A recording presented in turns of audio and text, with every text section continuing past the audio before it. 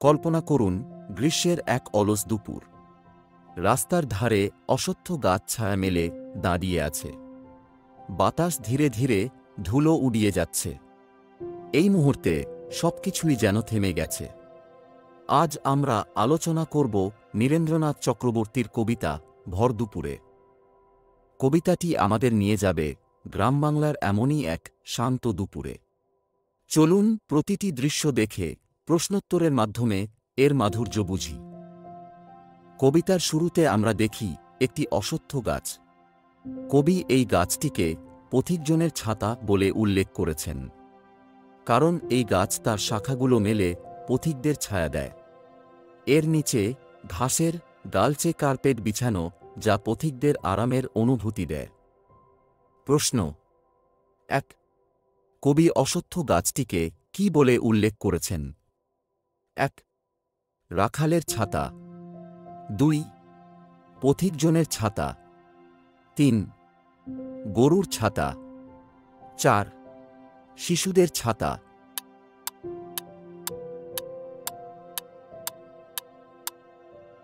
উত্তর ২. পথিকজনের ছাতা। গাছের ছায়ায় শুয়ে আছে এক রাখাল।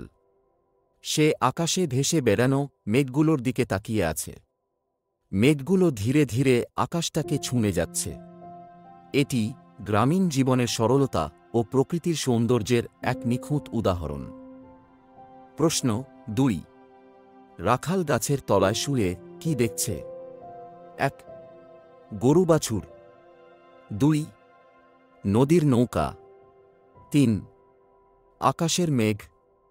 ৪. খড়ের আঁটি।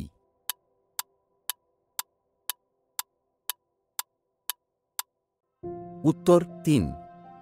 আকাশের মেঘ। কবিতার আরেকটি দৃশ্যে আমরা দেখতে পাই দূরে গরু বাছুর মাঠে ঘাসের উপর চড়ে বেড়াচ্ছে। এটি গ্রামীণ জীবনের প্রাকৃতিক দৃশ্য, যেখানে কোনো তাড়াহুড়ো নেই, শুধু এক শান্ত মুহূর্ত। প্রশ্ন ৩. গরু বাছুর কোথায় চড়ছে? ১.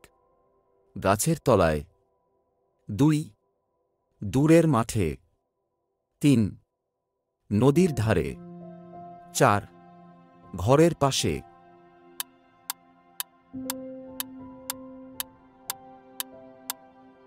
উত্তর ২. দূরের মাঠে। নদীর ধারে একটি বড় নৌকা বাঁধা রয়েছে। তার মধ্যে শুকনো খড় বোঝাই করা আছে। আশেপাশে কোনো কাজের তাড়াহুড়ো নেই। পরিবেশটি স্থবির এবং শান্ত।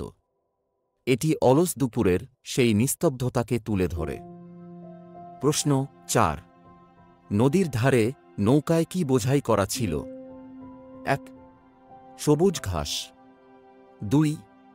শুকনো খড়। ৩. মাছের জাল। ৪. গরুর খাবার।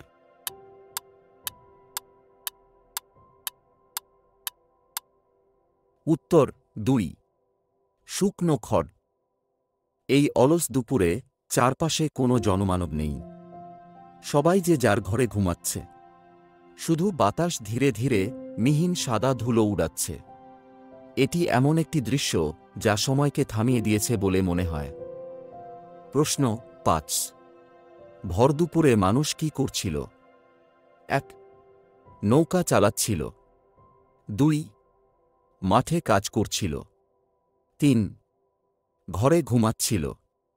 ৪. মেঘ দেখছিল।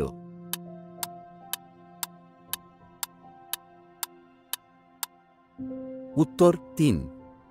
ঘরে ঘুমাচ্ছিল। কবি এখানে প্রকৃতির নিস্তব্ধতাকে এক মানবিক রূপ দিয়েছেন। তিনি বলেছেন, আঁচল পেতে বিশ্বভুবন ঘুমোচ্ছে।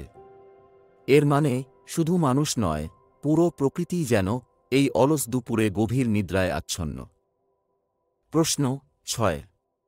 আঁচল পেতে বিশ্বভুবন ঘুমোচ্ছে কথাটির অর্থ কী? ১. মানুষ গভীর ঘুমে আচ্ছন্ন। ২. প্রকৃতির প্রশান্তি এবং নিস্তব্ধতা। ৩. বাতাস থেমে গেছে। ৪. গাছের পাতাগুলো নড়ছে।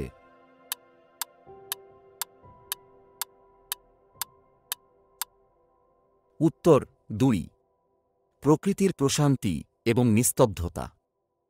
নীরেন্দ্রনাথ চক্রবর্তীর ভরদুপুরে কবিতাটি আমাদের প্রকৃতির নিস্তব্ধতা ও স্নিগ্ধতার গভীর অনুভূতি দেয়।